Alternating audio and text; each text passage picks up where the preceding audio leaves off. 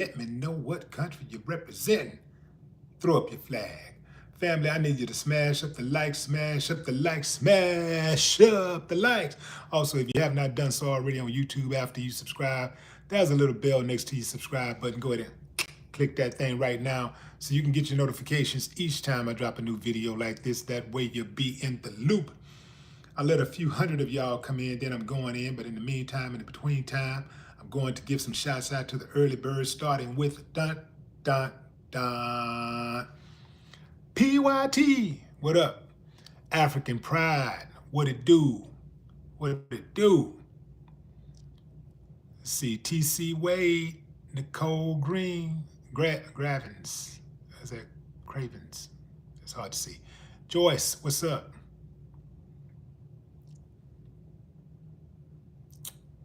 Let's see.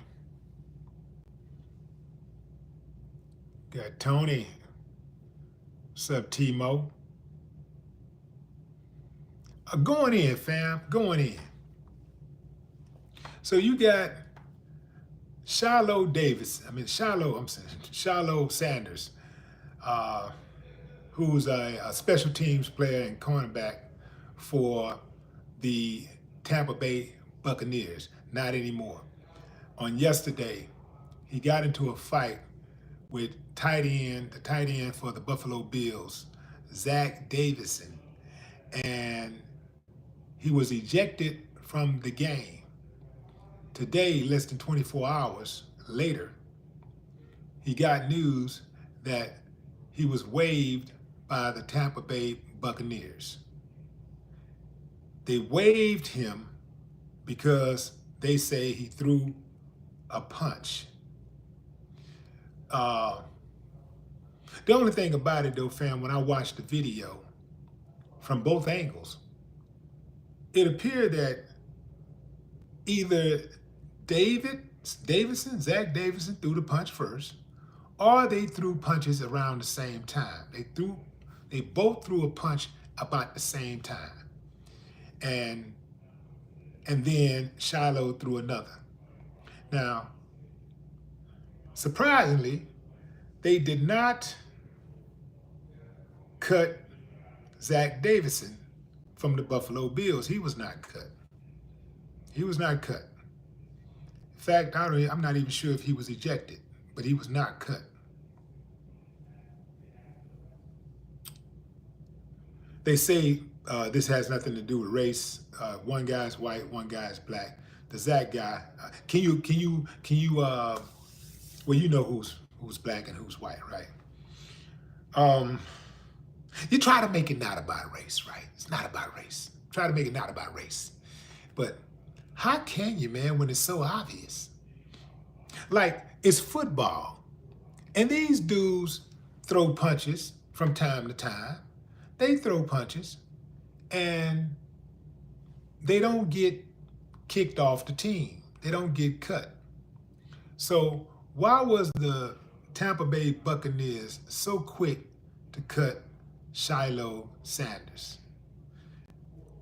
Was it because of the wins of the Father? Not the sins of the Father, but the wins of the Father? Now, if they don't believe Shiloh was that guy, if they didn't think he was him, why did they draft him in the first place? Okay, let's say they drafted him because they gave him a chance. They wanted to see if he could. They wanted to see what he could do. So he got in. They wanted to see what he could do. He's out there playing. He's defending himself. Shiloh is running. It's being backed by the tight end. The tight end the play is already over. The play has been whistled dead. The tight end continues to push him back. So what is he supposed to do? Just allow himself to continue to be pushed back and fall to the ground? And, you know, what was he supposed to do? It's football, not golf. There's contact in football, sometimes after the play. But you don't just cut a player. Now, there's two reasons why they cut him. They didn't cut him for throwing a punch. That's not why he was cut. Believe you me, that's not why he was cut. There's two reasons why he could have been cut. Two plausible reasons. One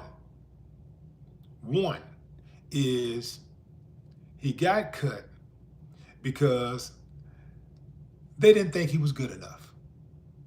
And all they needed was a reason. That would be the reason.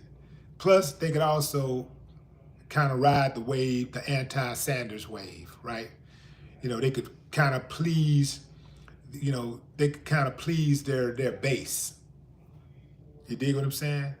So let's get rid of this guy, because we don't really think he can really play. Because if you can play the game and you're a bad boy, you cold with it, believe you me, you're gonna get more latitude than the average guy. The better you are, the more chances you're gonna get. The better you are, the more breaks you're gonna get. So if he was that dude who they really, really think he is, then they would not have cut him unless, which brings me to my second reason why I believe that he could have been cut. Unless he was cut because they was just looking for an excuse. They was just looking for an excuse to get rid of him. See, he could have been brought on to Tampa Bay to play at Tampa Bay as a favor, to his agents and somebody else on the inside. He could have been brought on to get given a chance. And there could have been other guys in the organization that was against it. But then once he got into the fight, it was like they was looking for any reason to get rid of him, any reason. And the fight was all they needed. And that brings me to our lesson of today.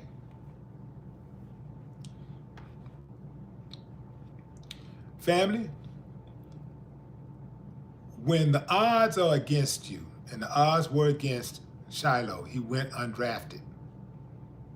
So when the odds are against you and you get an opportunity, you have to make the absolute best of the opportunity. You cannot allow your emotions to rule. And we can go further than that with these emotions, or how many times people mess up with their emotions, allow their emotions to get the best of them. Shiloh allowed his emotions to get the best of him. And he gave his detractors a way out. He gave them an excuse to punish him, to do him bad, to penalize him. He gave many of them exactly what they were looking for. They're already trying to label him as a troublemaker. He has a $11 million judgment, civil suit that was filed against him, and that's still pending. $11 million from whooping up on a security guard when he was in high school. I think he's played, 4 years of college already? So when you already have been tagged as the bad guy, your job is to rebrand yourself and to prove your detractors wrong. Growing up, some people used to call me Bad Man Willie. This is something I ain't never told y'all before. They used to call me Bad Man Willie. That is because, in some people's opinion, I was bad and I behaved like a man. Because I would oftentimes do grown man stuff like, I was always hustling, trying to get some money. I spoke in a more advanced way than the other kids around me. I was into things that a lot of youngsters wasn't, and I always was around older people sucking up game. So, and I would get into fights all the time. My Aunt Vaughn, who was one of my favorite aunts, She had 4 sons. So me and my brother used to love to go to her house to visit, and kick it with my cousins. But sometimes she didn't want me to come to our house because sometimes I would get into fights in the neighborhood at our house. So she wouldn't want me to come, but she felt guilty, so she would let me come anyway. Bless her heart. Bless, I ain't Von Boy left, man, R.I.P. Bless her heart. She would let me come over her house anyway, knowing that I was a troublemaker. And, because she just, she was loving on me, right? But I said that to say that I already had a bad reputation. And so once I saw that it was that it was bothering her, my reputation had caught up with me, and it was bothering her, I started going out of my way to be extra good when I would come to her house. Extra nice, so that she wouldn't look at me like a liability. This is the type of time this is the type of time that Shiloh should have been on. Shiloh should have been right there in pocket with making sure that he was on his best behavior because he got a target on his back. He got that Sanders last name, just like those ball boys, their daddy is constantly under scrutiny, and because of their daddy, there's some benefits, and there are some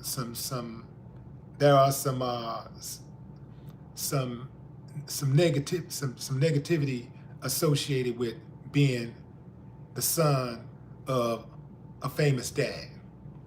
So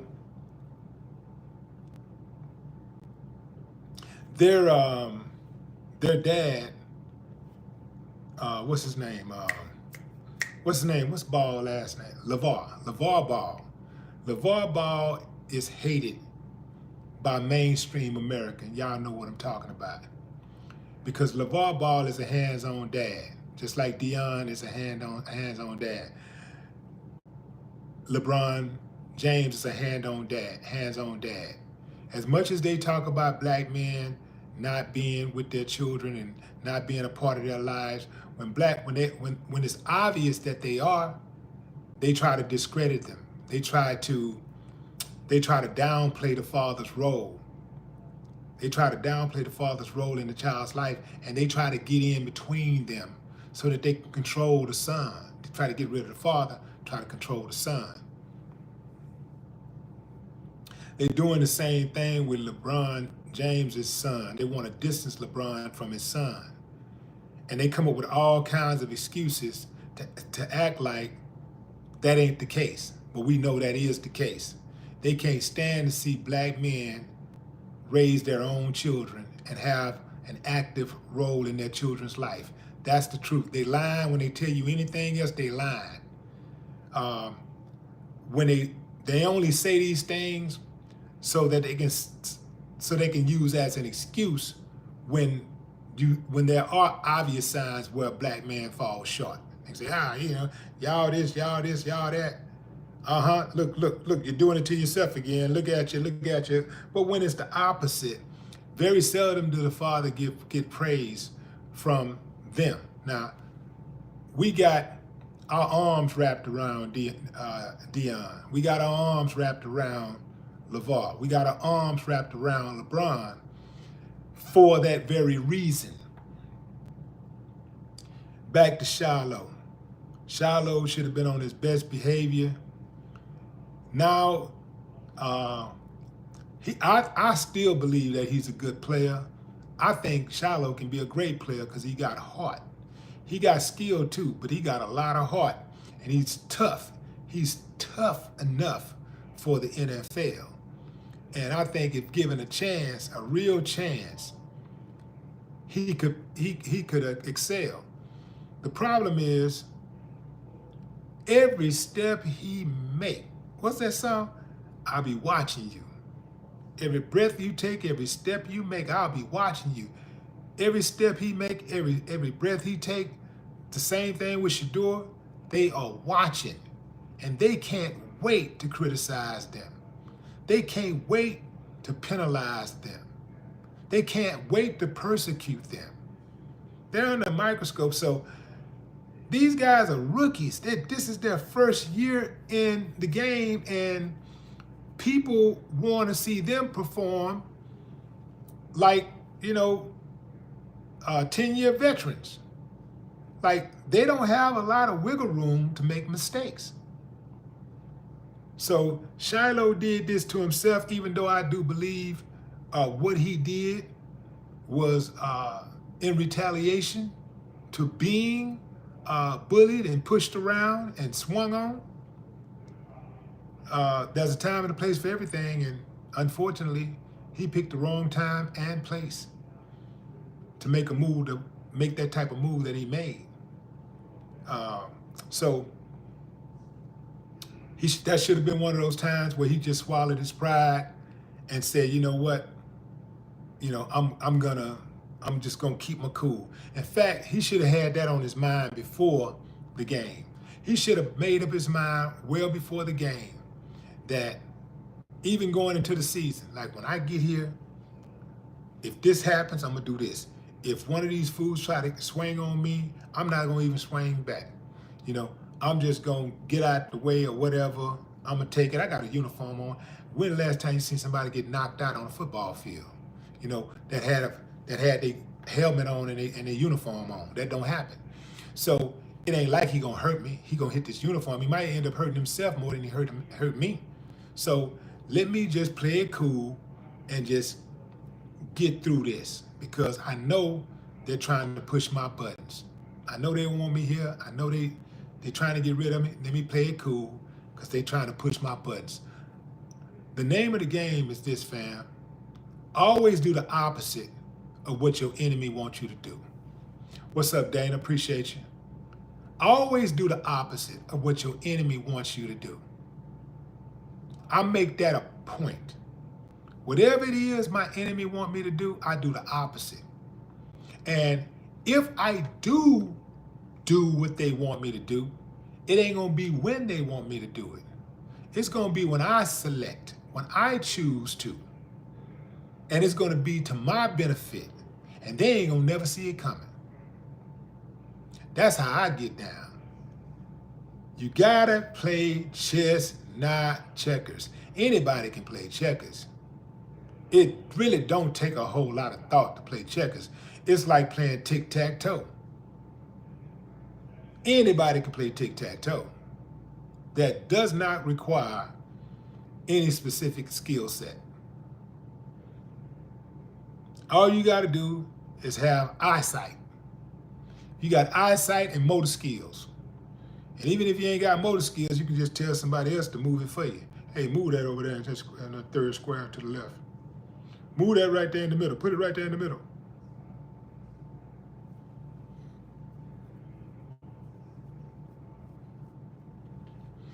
When you are in a position, family, where you're given an opportunity, it is absolutely imperative that you make the best of that opportunity. And I'm telling you from experience. I'm not telling you what I heard, I'm telling you what I know. Because I blew a few opportunities in the past. And when I see opportunity now, and it's something that I think that I need to pursue, I do not squander opportunities. I don't do that. Because you may not get another opportunity. This was a big opportunity for Shiloh, and I was really proud of him and happy for him that he had the opportunity to play for a football team, an NFL team. I was really excited for him, because I think that Shiloh, given a fair chance, I think Shiloh can be something special in the NFL. He has the mental toughness and he has talent. I think he can be really something special. But now it's like, damn, man, now what? Like, Willie tried to Colin Kaepernick him. They try to give him a bad rep. By most accounts, he's talented, but not as talented in his position as his brother Shador is in his position. But Shador is still catching hell, even though he's one of the top quarterbacks in the game. He's still catching hell.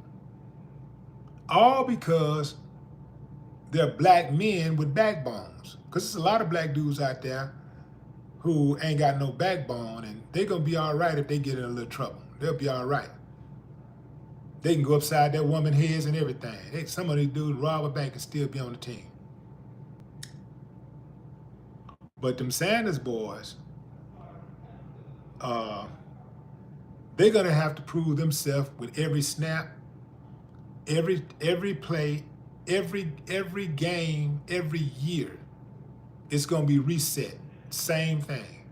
They can go out there and win 5 championships in a row, starting this year. And the moment that they don't win one, or the moment they do anything that somebody deems inappropriate, they're going to put them on blast and try to run them out of the league. That's a lot of pressure. That's a lot of expectation. This really, really, I'm really disappointed. I'm really disappointed in this situation. And the trip part about it is, fam, he was defending himself. I'm not mad at Shiloh. I'm mad that he did not. I'm mad at the fact that he didn't have a better plan, because it's not just this situation on the football field. Also, they got to worry about situations off the football field where people are going to be trying them. Oh yeah, they're going to be trying them. Well, when they go out to the club or a restaurant, wherever they are, they're going to get tried. So they got to have their game plan already laid out so that their actions are consistent with the outcome they want.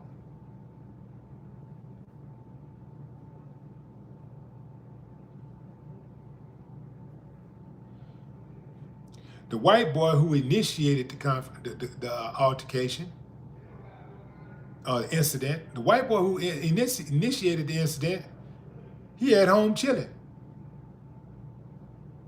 He kicking it, probably laughing and joking and ready to go to practice tomorrow.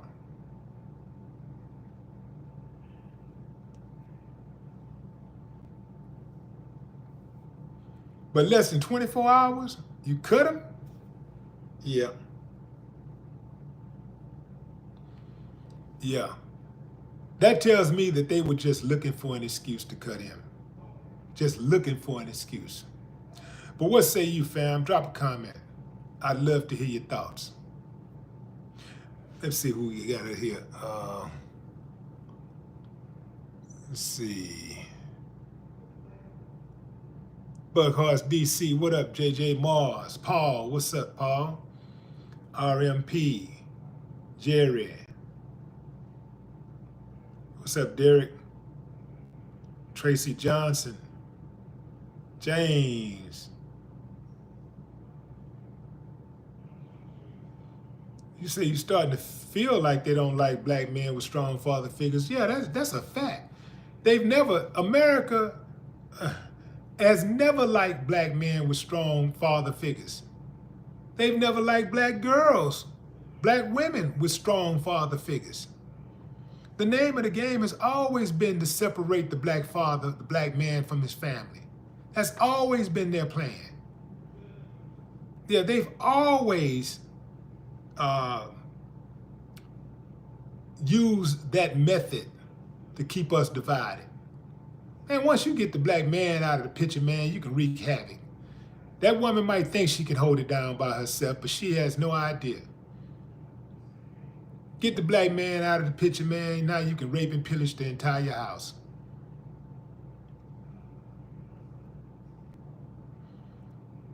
I'll give you an example. Recently, I had to get on a plane, and I went to buy my daughter a car, right? Now, my daughter got money. She can buy her own car. but she's never driven a car before.